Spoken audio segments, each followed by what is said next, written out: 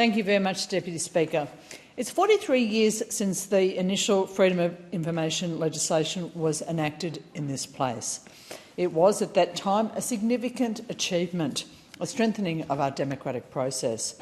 Sadly, that achievement is undermined by the legislation which is now before the House. The FOI Act enshrines a right to access information. It protects individuals' rights by providing them with access to information held by the government about themselves, and it protects the public interest by providing transparency of government expenditure around government activity and government decision-making. Over time, we have seen a number of governments wanting to prioritise efficiency over transparency, but that's a concern for public integrity and it's a concern for the democratic process. Those concerns were noted by the now Prime Minister, Anthony Albanese, when he said in 2009 that we need to reform our freedom of information laws so that they cannot be flouted by government. Indeed, prior to the 2022 election, the ALP said that the Labor intended to make government more open, more accountable. It said that they intended to strengthen freedom of information laws and to foster compliance with them throughout our government. But sadly, the bill now before the House reflects a government which is actively seeking to limit the public's access to information about its administration. The government was returned this year with a massive majority, and yet it lacks clarity of purpose, integrity of action and a real commitment to transparency and openness. Labor's proposed freedom of information changes are a direct reversal of the reforms that Labor itself introduced in 2009. One wonders what John Faulkner would think of them. It is true that the freedom of information system is experienced by most who engage with it as being slow and frustrating. Departments are under-resourced, and they often use unreasonable and unnecessarily obstructionist tactics, which result in frustrating delays and backlogs.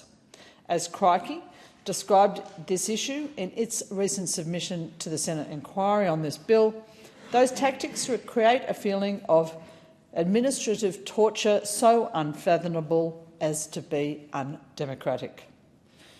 The government has claimed that it's being forced to address a flood of frivolous, vexation and AI-generated requests. Its response to these is to restrict FOI access to all Australians by prohibiting anonymous applications. Now, the rationale for these changes was the purported involvement of foreign actors, but the government has failed to provide evidence supporting those claims. The government claimed that foreign adversaries are using FOI to obtain information in a way which could be contrary to our national interest. But, Deputy Speaker, FOIs reveal information which should be public, and they cannot force the government to release anything that it would be inappropriate for the public to know.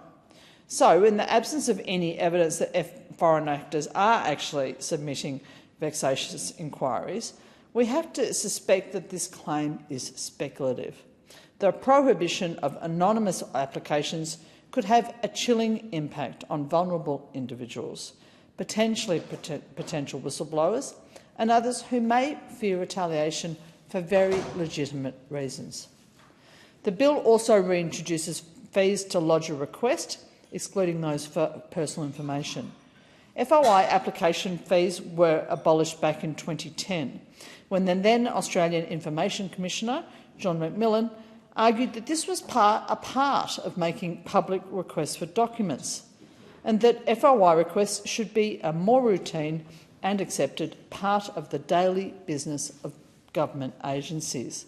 In 2013, the Hawke Review explicitly recommended that application fees for FOI requests are not restored. The Attorney-General has failed to provide any good reason why this should happen.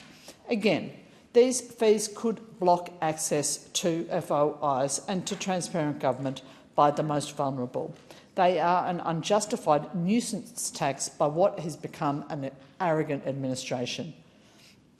The bill also creates a means of refusal of requests for information, a practical refusal reason, to justify refusals if the work involved in processing the request is felt likely to substantially and unreasonably divert the resources of the agency from its other operations, or, in the case of a minister, would substantially and unreasonably interfere with performance of the minister's function. These are somewhat nebulous and undefined reasons for refusal, and they are clearly going to be open to abuse. Deputy Speaker, the Robo-Debt Royal Commission gave rise to grave concerns regarding abuse of Cabinet confidentiality exemptions. Robo-debt was an unlawful scheme. It caused immeasurable injury. Its authors knew that that was the case, but they deliberately, dishonestly and immorally acted to conceal that knowledge. Robo-Debt Royal Commission found that documents related to robo-debt were deliberately marked Cabinet in confidence to ensure that they were not released. In her report around the matter, the Royal Commissioner noted that the deception at the heart of robo-debt would have been discovered much more quickly, much sooner, had those Cabinet documents had been available to the public and to the media through FOI. And she recommended that the relevant section of the FOI Act should be repealed, that the description of a document as a Cabinet document should no longer be, in and of itself, justification for maintaining the confidentiality of that document.